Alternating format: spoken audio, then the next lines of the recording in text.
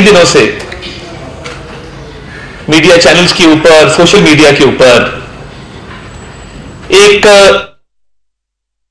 News फैलाई जा रही है और इस नाकामी को, जो सियासी इज्तिमा के नाम पर इस्लामाबाद का अमन खराब करने की एक मजमूम साजिश थी, उसकी नाकामी को छुपाने के लिए जो राह फरार इख्तियार की गई, उसकी नामोशी को मिटाने के लिए झूठ गढ़ा जा रहा है, झूठा बयानिया बनाया जा रहा है। तो ये बहुत जरूरी है कि पाकिस्तानी अवाम के सामने आपके कैमरास के तवस्सुत से तमाम तर हकायक रखे जाएं। देखिए, बात यह है कि पिछले कई प्रोटेस्ट हुए और उसमें भी जदीद असले से लेस बहुत सारे जराइम पेशा लोग मौजूद थे, बहुत सारे अफगानी शहरी मौजूद थे, बहुत सारे ऐसे लोग मौजूद थे जो वेल ट्रेन थे कि बंदूक किस तरह चलानी है, टीयर गैस शेल किस तरह फायर करना है। और ये तमाम ट्रेन लोग आए। संजानी में भी जलसा हुआ, लाहौर में भी जलसा हुआ, मगर इस मर्तबा क्या फर्क था पिछली जो कॉल्स हुई हैं उसमें और इसमें? एक हाइप क्रिएट की गई, फाइनल कॉल का एक नाम दिया गया कि ये डू और डाई है, इसमें से जो है बस अब आर या पार है, वापस नहीं जाएंगे। और मैं हमेशा हम ये सवाल करते हैं कि क्या वजह है कि जब भी कोई गैर मुल्की मुमलिकत का सरबराह आता है, फॉरेन डेलीगेशन आता है, तब ही क्यों ये कॉल दी जाती है? एससीओ में 12 प्राइम मिनिस्टर्स आ रहे थे, तब भी ये कॉल दी गई। 2014 की एक रिवायत आपके सामने है, चाइनीज प्रेसिडेंट का विजिट 7 माह डिले हुआ और पीटीवी पे जो हमला किया गया, पार्लियामेंट के जो गेट तोड़े गए, उस वक्त देखिए, मैं हमेशा बात करता हूं, SSP Asmatullah Janejo, law enforcement officer, Islamabad का एक अच्छा अफसर था, बड़ा नाम था अस्मतुल्लाह जनेजो का, हम सारे जानते हैं, बड़ी प्यार मोहब्बत से, बड़ी शफकत से पेश आने वाला अफसर था। उस पर जो तशद्दुद किया गया, जो बहीमाना तशद्दुद किया गया, उसकी क्या वजह थी? ये माइंडसेट था कि डंडे के जोर पे जो है वो हमने रियासत को जो है घुटने टेकने पर मजबूर करना है। रियासतें घुटने नहीं टेकती होती हैं, मैं अल्लाह ताला के फजल से मैं बिल्कुल क्लियर कर दूं। रियासत का काम क्या होता है? जहां रियासत अपने बाकी फराइज सर अंजाम देती है, वहां रियासत का काम रिट ऑफ द स्टेट को इंपोज करना होता है, लॉ एंड ऑर्डर को मेंटेन करना होता है, और सबसे बढ़ के रियासत का काम होता है अपने शहरियों के हकूक का और सेफ्टी एंड सिक्योरिटी का की इंश्योर करना, उसकी जमानत देना कि शहरियों के जानो माल को कोई नुकसान ना पहुंचे। हमारे पास इंटेलिजेंस रिपोर्ट्स आना शुरू हुई और एक इदारे से नहीं, 3-4 मुख्तलिफ जराए से रिपोर्ट्स आना शुरू हुई कि ये जो फाइनल कॉल है, ये फाइनल कॉल की गार्ब में कोशिश की जाएगी कि कत्लो गारिद की जाए, कोशिश की जाएगी कि खून बहाया जाए, और कोशिश की जाएगी कि लाशों की सियासत की जाए। और देखिए, मैं और मोहसिन नकवी साहब वी आर ऑन रिकॉर्ड, हमने एक मरतबा नहीं, हमने कई मरतबा आपसे प्रेस कॉन्फ्रेंसेस के दौरान ये गुजारिश की कि ये चाहते हैं कि इनको लाशें मिलें, ये चाहते हैं कि ये लाशें गिराएं, और ये अच्छी नीयत से नहीं आ रहे हैं। देखिए, जब टैक्स पेयर्स के पैसे से किसी भी सूबाई हुकूमत को, खैबर पख्तूनख्वा की हुकूमत को असला लेके दिया जाता है, पुलिस की ट्रेनिंग करवाई जाती है, टीयर गैस शेल लेके दिए जाते हैं, बाकी तमाम तर वसाइल हैं जो किसी भी हुकूमत को दिए जाते हैं टैक्स पेयर्स के पैसे से, उसका मकसद ये नहीं होता कि आप करोड़ों रुपया खर्चें एक इलीगल प्रोटेस्ट के ऊपर। और इलीगल प्रोटेस्ट मैं इसको क्यों कहता हूं? ये गैर कानूनी प्रोटेस्ट इसलिए था कि इस्लामाबाद हाईकोर्ट ने इसकी इजाजत नहीं दी।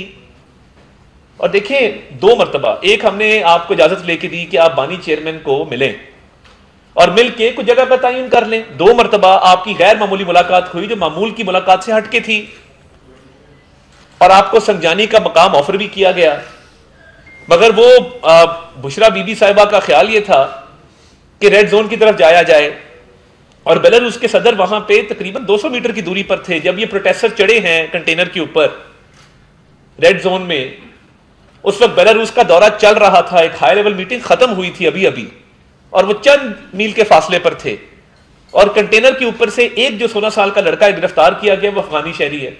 मैं ये भी क्लियर कर दूं, मिनिस्टर इंटीरियर मोहसिन नकवी साहब की एक स्टेटमेंट को सियाको सबाक से हटकर पेश किया गया, उसको ऐसे पेश किया गया कि वो अफगानिस्तान की हुकूमत या अफगानिस्तान के लोगों के खिलाफ एक स्टेटमेंट है। देखिए, हमारी स्टेट की पॉलिसी बड़ी क्लियर है, अफगानिस्तान एक हमसाया मुल्क है, एक दोस्त मुल्क है और हम वहां भी और अपने मुल्क में भी अमन के ख्वाहिशमंद हैं।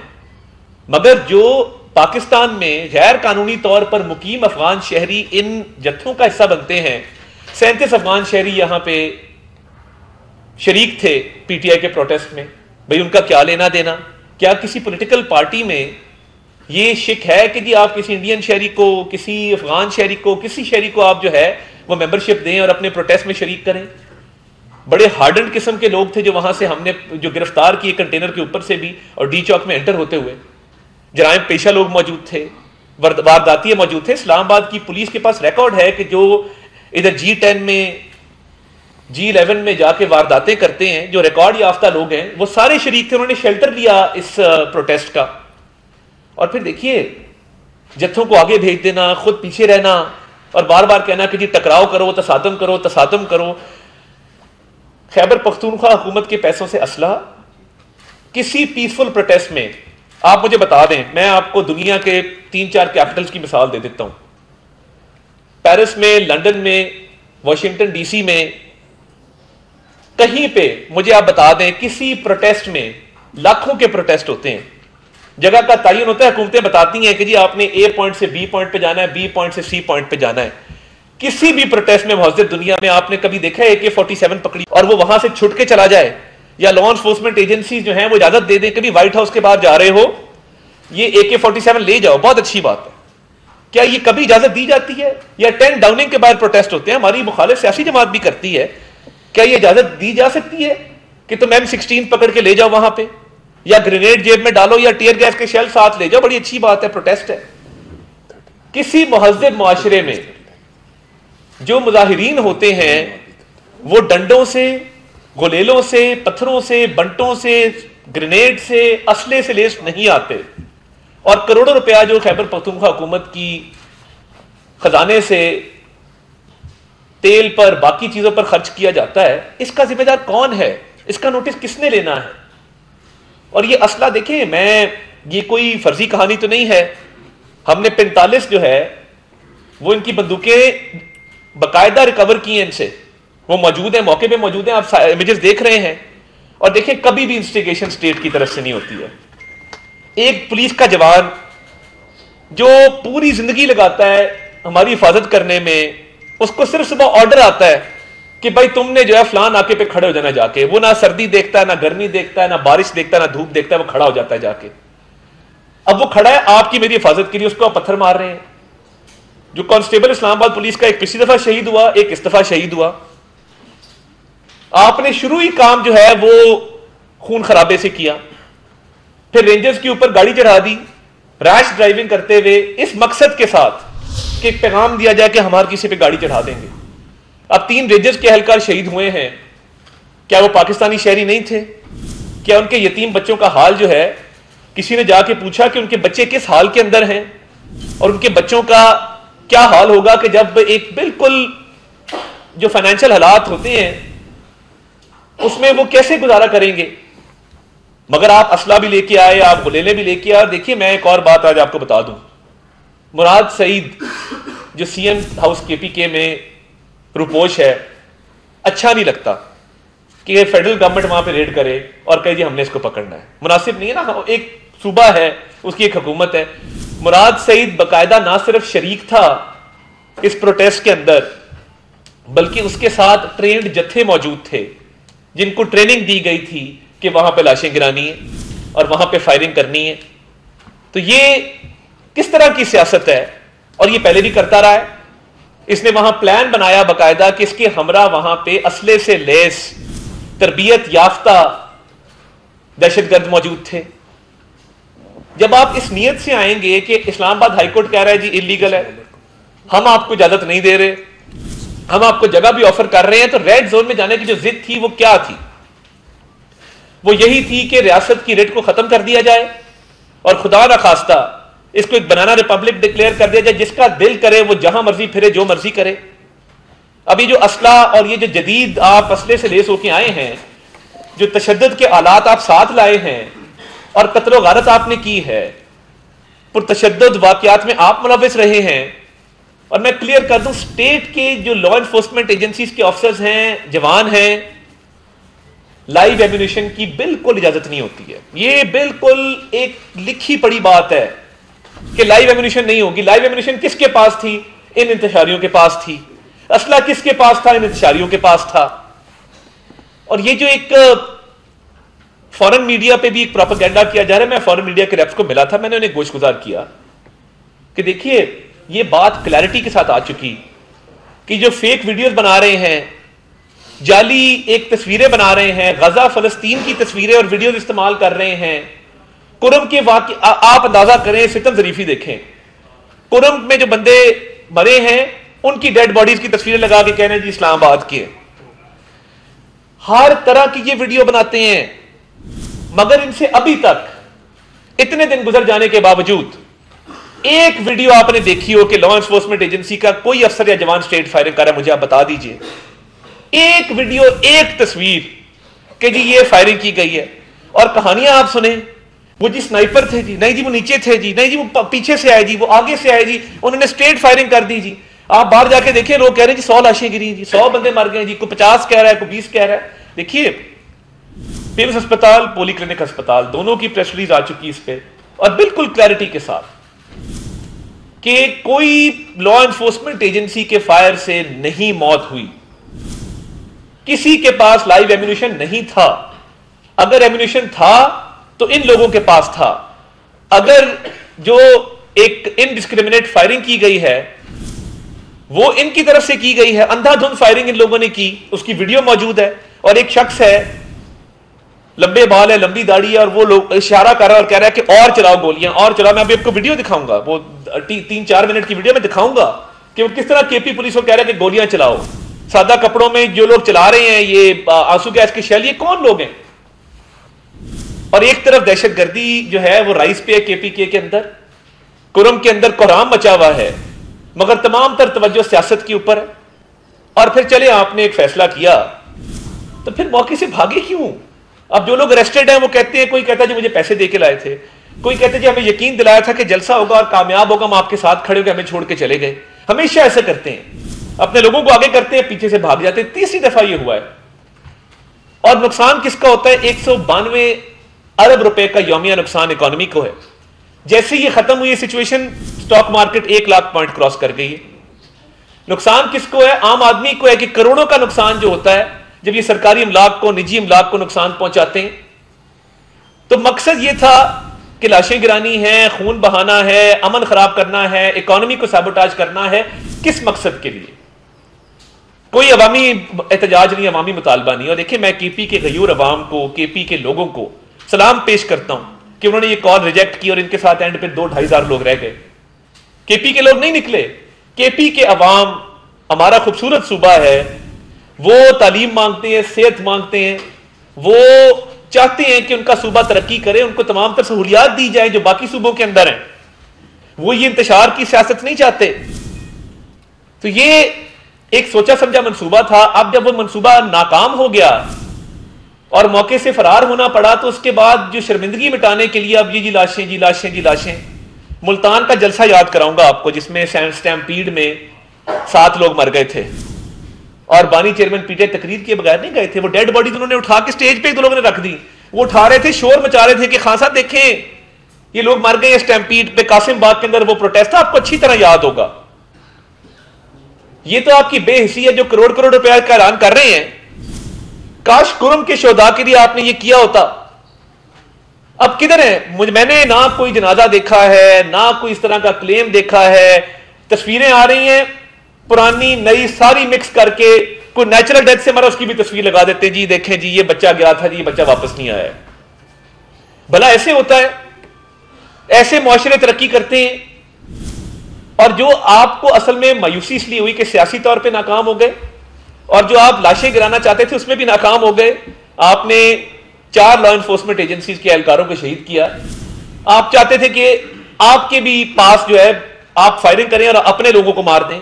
आपके पास कोई एविडेंस मुझे बता दें, एक सीसीटीवी, कोई सेफ सिटी कैमरा, कोई वीडियो, कोई किसी किस्म का एविडेंस कि जी स्ट्रेट फायरिंग हुई है। स्ट्रेट फायरिंग तो तब होगी जब लाइव एम्यूनिशन होगा। जब लाइव एम्यूनिशन ही नहीं है तो फिर स्ट्रेट फायरिंग क्यों होगी? तो मैं मुख्तसर तौर पे दरखास्त करूंगा सेक्रेटरी दाखिला को कि वो अपनी मारूजात पेश करें, और उसके बाद एक छोटी सी वीडियो आपको दिखाएंगे, फिर आपके सवालों का भी जवाब देंगे। अस्सलामुअलैकुम। मैं मुख्तसरन आपको कुछ नुकात पे हाईलाइट करके दूंगा। ज़्यादातर तो मुनीस साहब ने ऑलरेडी आपको बता दिया है। जैसे आपको पता है 21 नवंबर को इस्लामाबाद हाई कोर्ट में वज़ीर दाखिला साहब और उनकी टीम को बुलाया गया था और उनको पूछा गया कि ये मुज़ाहरा कोई हो रहा है तो इसके बारे में आप क्या इक़दामात कर रहे हैं। उनको क्लियरली बताया गया कि जी हम ये इस तरह मुज़ाहरा हो रहा है और हम उनको कोशिश कर रहे हैं कि वो मुज़ाहरा मुलतवी कर दें, बिकॉज़ बेलारूस के सदर आ रहे हैं, उनकी टीम आ रही है और कुरम में भी इशूज़ चल रहे हैं। तो हाई कोर्ट ने यही पास किया कि जी अगर वो मुज़ाहरा करना चाहते हैं तो उनका राइट है, आप उनको ज़रूर करें। वो कहें कि जी कानून के मुताबिक जो पीसफुल असेंबली और पब्लिक ऑर्डर एक्ट है, जिसमें क्लियरली लिखा हुआ है कि 7 दिन पहले वो एक एप्लीकेशन देंगे, उसके मुताबिक जो हमारे डिस्ट्रिक्ट मैजिस्ट्रेट साहब हैं वो जगह तयन करेंगे और उधर वो अगर करना चाहते हैं मुज़ाहरा तो ज़रूर करें, एज़ लॉन्ग एज़ ये पीसफुल हो, जैसे ये एक्ट कहता है। उनको बार बार इस चीज़ के बारे में बताया गया, लेकिन ऐसी एप्लीकेशन कोई नहीं आई। उनको इवन जब प्रोटेस्ट हो भी रहा था उस वक्त भी आपको याद होगा मिनिस्टर इंटीरियर आए थे, उन्होंने कॉन्फ्रेंस भी की कि जी अभी भी अगर ये दरख्वास्त दे दें तो हम उसको कंसिडर कर लेंगे, लेकिन ऐसी दरख्वास्त आखिर दिन तक कोई नहीं आई। तो साथ ही इस्लामाबाद हाई कोर्ट ने, और हमारा फ़र्ज़ भी है, कहा कि आपने लोगों की जानो माल की हिफाजत भी करनी है और जो रेड जोन है, सिक्योरिटी जोन है, जिधर बेलारूस के प्रेसिडेंट और उनके टीम ने आना और हमारी बहुत अहम पब्लिक बिल्डिंग्स हैं और हमारी एम्बेसीज़ हैं, उसकी भी आपने हिफाजत पूरी तरह करनी है। उसके मुताबिक फिर हमने सिक्योरिटी प्लान बनाया जो कि इसी के लिए था और उसको हमने इन प्लेस किया उनके आने से पहले। आपको ये मैं फिर बताता चलूँ कि हमारी जितनी लॉ इन्फोर्समेंट एजेंसीज़ हैं उन्होंने बहुत सब्र का मुजाहरा किया इस सारे दौरान।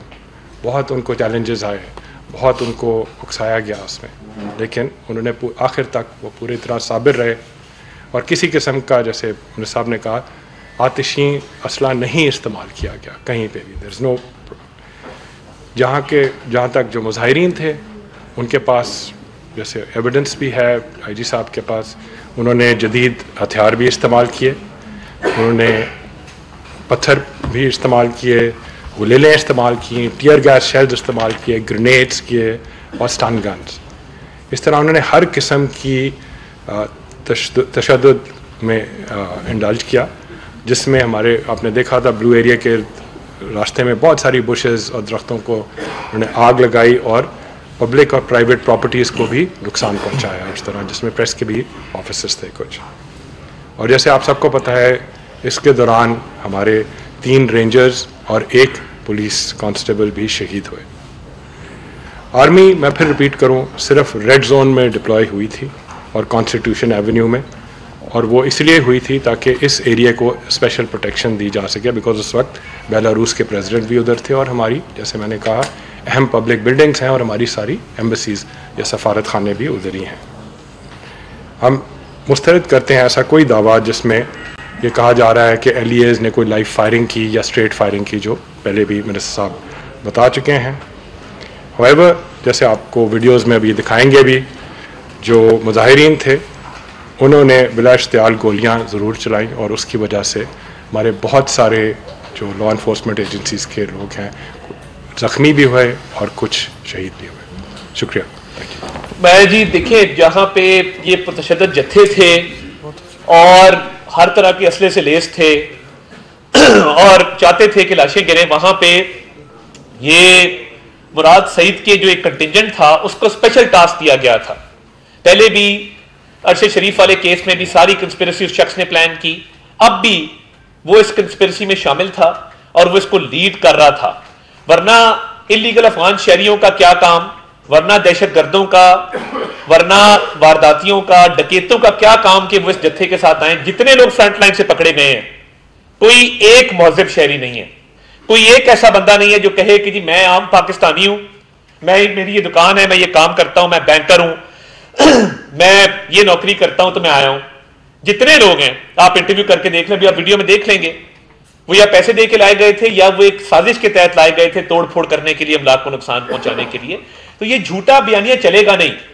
सियासी नाकामी को छुपाने के लिए लाशों की एक सियासत जो आपने शुरू की है, वो चाहे इंटरनेशनल मीडिया में आप जितने मर्जी आर्टिकल दिखवा लें, हम भी उसको एड्रेस करेंगे, हम खुल के सामने आएंगे, हम बताएंगे कि क्या किसी भी महज़ब माशरे में यह अलाउड है कि आप गन्स लेके और असला लेके जो है वो चढ़ाई कर दें किसी भी कैपिटल के ऊपर। ये पुरअमन एहतजाज नहीं होते, ये एक गैर कानूनी पुरतशद्दद एहतजाज था और ये इसमें गैर कानूनी तौर पे असला लाया गया था, बिला इख्तियार फायरिंग की गई थी और स्टेट ने और लॉ एनफोर्समेंट एजेंसीज ने हद्दुल वसा जो है वो रिस्ट्रेंट शो की और किसी किस्म का कोई ऐसा वाकया किसी शहरी के साथ नहीं किया कि जिस पे ये कहा जा सके कि जी ज्यादती हुई है।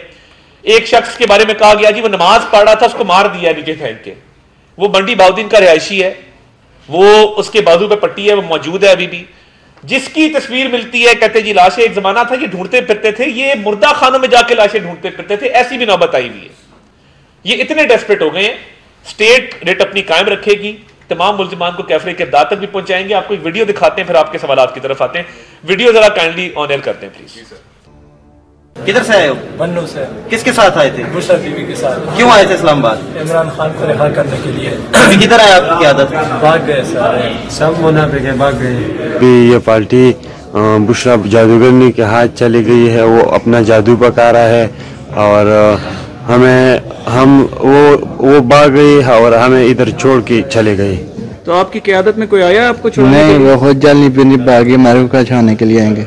देर से किस लिए आए थे आप? पहला बार भी हम जो आया था गंडापुर साहब भाग गया था, इस बार जो आया वो गंडापुर साहब भी भाग गया। बुशरा भी बोला था, हम बोले चलो बुशरा भी हमारे साथ होगी, वो भी इस बार भाग गया और हम इधर छोड़ दिया, अभी इधर बैठा है।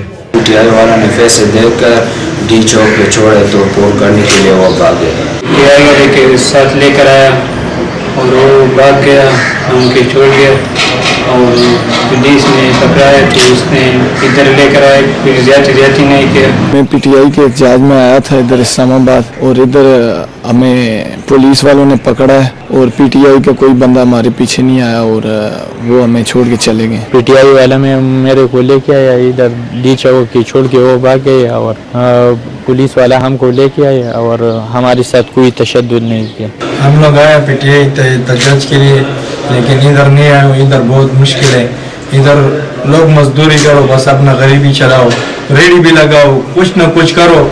इधर लीडर छोड़ते हैं, आप लोग भागते हैं। पीटीआई के कॉल पे आया था, कितनी जगह पे कोई लीडर नहीं था, हम इनको नहीं मानते।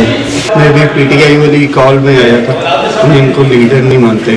मैं पाकिस्तान से आया हूँ पीटीआई की कॉल पर और वो सब हमको छोड़ के वो सब लीडर भाग गए, हम उनको नहीं मानते हैं। मैं आया था इधर पीटीआई जलसे में, लोग तोड़ फोड़ कर रहा था तो उसको मैंने मना किया ये चीज़ ना करूँ, तो आइंदा की जो है मैं पीटीआई के साथ नहीं हूँ। जो हमारा लीडर है वो मैदान छोड़ के भाग गया, उसने हमने छोड़ा था। अली भाई तो मुकम्मल पैगाम दर कभी डिटेल दर कभी आगाज तो सर शरकवा जोर सर बगाड़ी के नो से बल सुख इल्जाम न लगावी अली भाई पगाड़ी के नो अली भाई नष्ट मखी माता डेर खल कोवल अली भाई पगाड़ी के नष्ट खली गड़े तले दे नजो सर उस पगाड़ी के नासियम वो सर लगलम 24 नंबर चुंगई के उमर अयूब भाई खनस्ते अली भाई नस्ते तो बहपर पैगाम दर कभी। हमारे पास एंटी राइट होती है जो सिर्फ पत्थरों के बचाव के लिए होती है।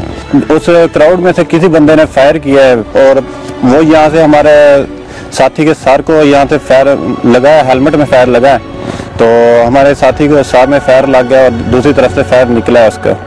अभी वो काफ़ी ज़्यादा सीरियस हालत में है, आईसीयू में दाखिल है वो, तो वेंटिलेटर पे है। आपने देख लिया कि जिस तरीके से इन्होंने तशद्दुद भी किया, डायरेक्ट फायरिंग की। आपने वो वीडियो देखी, वो शख्स पुलिस को और जो उनके शहरियों के पास, प्रोटेस्टर्स के पास वेपन्स थे, उनको कह रहा है कि फायरिंग करते जाओ करते जाओ करते जाओ, और फायरिंग कर रहे हैं। जो मैं बिला इख्तियार फायरिंग की बात कर रहा हूं, मैंने आपको एविडेंस दिया है, इसी प्रोटेस्ट का एविडेंस दिया है, जगह टाइम हर चीज आपको बता सकता हूं, बंदे की शनाख्त भी हो गई है। एक मुझे वीडियो एविडेंस पीटीआई, मैं चैलेंज करता हूं आज, एक वीडियो एविडेंस दिखा दें किसी लॉ एनफोर्समेंट के एहलकार ने स्टेट फायरिंग की हो या स्टेट फायरिंग करते हुए की वीडियो आपके पास मौजूद हो। सेब भी खाते हैं तो उसकी टिकटॉक लगाते हैं, गाड़ी में बैठते हैं उसकी टिकटॉक लगाते हैं। किधर है वीडियोस? जो लाल किया हुआ है वो लाल रंग फेंक के पूरी सड़क को कि जी खूनो खून थी, मैं उस सड़क पे एक एक इंच फिरा हूं। मेरा मिनिस्टर इंटीरियर मोहसिन नकवी एक एक इंच सड़क के ऊपर फिरा है। हमने पूरा एरिया जाके देखा है, एक खून का कतरा कहीं पे नजर आया हो। ये झूठा प्रोपेगेंडा अपनी मौत मरेगा, ये अमवात का प्रोपेगेंडा जिसमें बिला इस्ताल फायरिंग इन्होंने खुद की, ये इनके गले पड़ेगा। अब केपी के अवाम की खिदमत करने का मौका है, उनकी खिदमत करें और ये झूठ से, बहतान से, इल्जाम से, लाशों की सियासत करके लोगों का पेट नहीं भरता। और इससे आपकी नाकामी कि आप अपने लोगों को मौके पे छोड़ के भाग गए। वो अरेस्टेड लोग कह रहे हैं कि हम किसी को लीडर नहीं मानते, हमें ये आगे करके खुद पीछे से उन्होंने दौड़ लगा दी। अगर इतना रिजॉल्व था और फाइनल कॉल थी, मौके पे खड़े होते और मुकाबला करते। साले जाफर साहब, थैंक यू। सारे सवालों के जवाब देंगे। गुजारिश ये है कि इंटरनेशनल मीडिया और सोशल मीडिया पर जिस तरीके से प्रोपेगेंडा की कैंपेन चल रही है, क्या गवर्नमेंट इतनी ही बेबस है कि उसका कोई जवाब उस फ्रंट पर दे?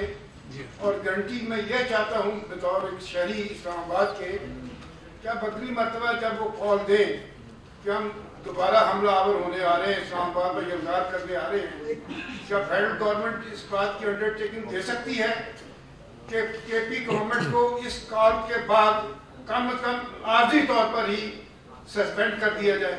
देखिए, मैं बतौर सियासतदान नहीं चाहता कि कोई ऐसा एक्शन हो जिससे लोगों के मैंडेट की तौहीन हो। हम सियासी लोग हैं, पॉलिटिकल वर्कर हैं, बिल्कुल ये काम नहीं करना चाहता मैं। पहली बात ये।